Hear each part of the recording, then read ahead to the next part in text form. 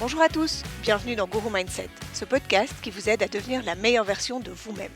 Avant de commencer, si vous aimez ces épisodes, alors abonnez-vous à la chaîne, likez, partagez et commentez, parce que c'est uniquement grâce à cela que je sais si ces épisodes vous plaisent. Et si vous souhaitez des informations sur les sessions privées ou en groupe, vous trouverez tout ce qu'il vous faut sur le site www.guru-mindset.com.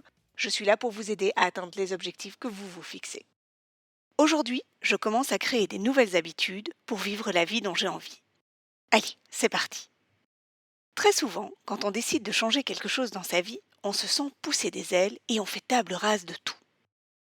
On se dit que si on veut que ce changement fonctionne, il faut absolument changer une foule de choses dans son quotidien. D'ailleurs, on est tellement motivé qu'on décide de changer des choses qui n'ont même rien à voir avec l'histoire. On fait des listes de bonnes résolutions, on se dit que ce coup-ci, ça va marcher, et on commencera lundi. Parce que le lundi, c'est bien. Ça donne l'impression qu'on recommence à zéro, que c'est un nouveau départ. Et puis, mardi, on a déjà oublié une partie des bonnes résolutions. Pas toujours par manque de volonté, juste parce qu'on s'est fixé tellement de changements qu'on en oublie certains au passage. Et puis, mercredi, on est tellement fier d'avoir tenu 2 jours sur certaines choses qu'on s'autorise à baisser la garde sur d'autres. Et puis jeudi, on commence à se fatiguer. Les résultats immédiats ne sont pas au rendez-vous et on se dit qu'on devrait être un peu plus cool.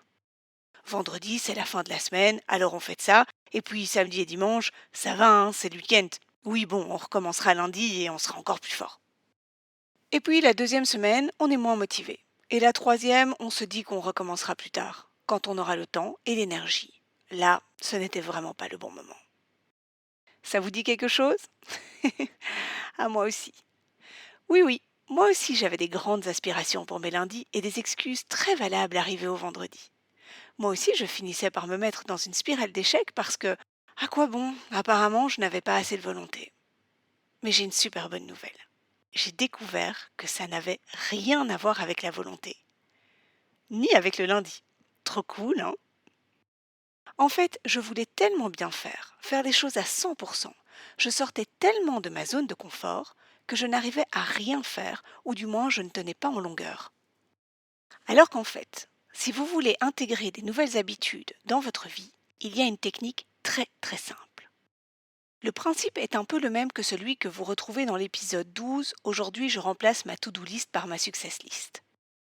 Cela ne sert à rien de se mettre 1000 objectifs. Si vous voulez réussir à intégrer une nouvelle habitude, il faut le faire un changement à la fois et pendant au minimum 21 jours. Prenez le cas d'un régime alimentaire. C'est un exemple assez facile. Quelqu'un qui a décidé de changer son alimentation a tendance à changer l'intégralité de ses habitudes du jour au lendemain. On remplace les sucreries par des fruits, on ne mange plus de féculents à partir de 18 heures, on ne boit plus de soda, on fait le un tiers, un tiers, un tiers dans son assiette, etc. Et puis aussi on recommence le sport. Et puis aussi on élimine l'alcool. Et en général, au bout de 10 jours, on commence sa journée avec un pain au chocolat et on la termine avec un gin tonic. Et le seul sport qu'on a fait, c'est courir pour arriver à temps au bureau. Je vous rassure, vous êtes tout à fait normaux. Vous ne souffrez pas de manque de volonté, vous n'êtes pas quelqu'un qui est incapable d'atteindre les objectifs qu'il s'est fixés, absolument pas. Un changement est difficile à tenir dans le temps et la motivation, c'est quelque chose que le cerveau ne retient que sur une durée très courte. Une fois que vous sortez de votre zone de confort, il lutte comme un forcené pour vous y ramener. C'est juste que quand on veut changer quelque chose qui est une habitude ancrée et qu'on veut le faire de façon durable, il faut le faire un changement à la fois pour une durée de temps minimum. Si vous perturbez toutes vos habitudes à un tel point qu'il n'y a plus de repères, vous vous donnez toutes les chances de rater et d'échouer. Pour reprendre l'exemple du régime alimentaire, si vous décidez de ne plus manger de sucreries, identifiez les moments où vous en mangez et ce que vous mangez. Prévoyez à l'avance ce que vous ferez à la place et concentrez-vous uniquement là-dessus pendant au moins 3 semaines. Un seul objectif, une seule motivation, un seul succès à atteindre, mais sur lequel vous pouvez mettre toute votre énergie et votre concentration. C'est déjà tellement difficile de changer une habitude ancrée et une addition au sucre, et cela vaut la peine de s'en occuper de façon unique. Après 3 semaines, quand vous avez pris le pli de ne plus manger de sucreries, alors on peut passer à l'objectif boire minimum 1,5 litre d'eau par jour. Et là, vous pouvez répéter le processus. On s'achète une gourde, parce que ça fait plaisir, On se met des post-it boire de l'eau pour ne pas oublier durant la journée, on s'habitue à remplacer les sodas, le café, etc. et à nouveau pendant 21 jours minimum. Ensuite seulement on peut se choisir une nouvelle habitude, 3 séances de sport par semaine, j'invente. On planifie, on s'achète sa tenue et on y va. On se consacre à trouver sa routine, à découvrir les exercices qu'on aime, etc. à nouveau pendant 21 jours, et ainsi de suite. Mais pourquoi faudrait-il utiliser cette méthode? Elle paraît lente et moi je suis quelqu'un d'action. Oui, je comprends. Toutefois, le grand avantage d'incorporer une nouvelle habitude à la fois dans votre vie est que si vous échouez à une étape, les autres sont déjà devenues des habitudes régulières. Du coup, au lieu de faire échouer l'intégralité de votre objectif, vous trébuchez seulement sur une seule étape. Pour revenir à notre exemple, si vous n'arrivez pas à faire du sport 3 fois par semaine et que vous abandonnez, au moins le fait de ne plus manger de sucreries et de boire 1,5 litre d'eau par jour seront devenus des habitudes. Vous ne retomberez donc pas à la case 0, mais mettrez juste un peu plus de temps sur une des étapes de votre objectif. Du coup, c'est beaucoup plus motivant et ça ne mettra pas en péril tout votre projet. Alors, pourquoi 21 jours? Parce qu'il faut généralement un minimum de 21 jours pour ancrer une nouvelle habitude. Et oui, je vous évite l'histoire des théories, mais en gros, les différents spécialistes de plusieurs domaines s'accordent pour dire qu'il faut entre 21 et 66 jours pour s'habituer à une nouvelle pratique.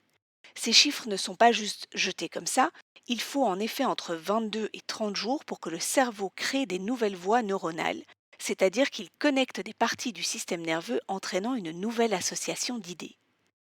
Donc, choisissez-vous une nouvelle habitude et intégrez-la dans votre vie pendant un minimum de 3 semaines complètes afin que celle-ci s'ancre correctement. Une autre bonne pratique est d'augmenter la difficulté crescendo. Qu'est-ce que vous pouvez mettre en place facilement maintenant, sans attendre lundi de devoir faire des recherches ou de trouver un investissement? Réfléchissez. Le gros avantage en intégrant une nouvelle habitude facile au début et en vous y tenant, c'est que vous aurez aussi le sentiment de victoire et de réussite qui donne envie d'aller plus loin et d'accéder à l'étape d'après. Donc, en résumé, un changement à la fois, pendant minimum 21 jours, et on commence par le plus facile. Ça va, non? Je pense qu'on va pouvoir y arriver. Je sais bien que ça paraît plus lent que votre ancienne façon de faire, mais l'avantage avec cette technique, c'est que vous allez implanter ces changements dans la durée et avoir la sensation constante de réussir. Alors, c'est quoi votre premier changement? Bon, et on n'attend pas lundi, hein? C'est tout pour aujourd'hui. Dans le prochain épisode, je décide de prendre les choses en main. Ça y est. Maintenant, on va prendre action et on fera enfin le premier pas du projet dont vous rêvez depuis si longtemps. Merci d'avoir écouté Guru Mindset. Si vous avez besoin de moi ou s'il y a des sujets que vous aimeriez que j'aborde, n'hésitez pas à m'écrire sur julie@guru-mindset.com. Et si cet épisode vous a plu, alors partagez-le avec les gens que vous aimez et n'oubliez pas de liker. Passez une belle journée et surtout, aujourd'hui faites quelque chose qui vous fait plaisir. Bye!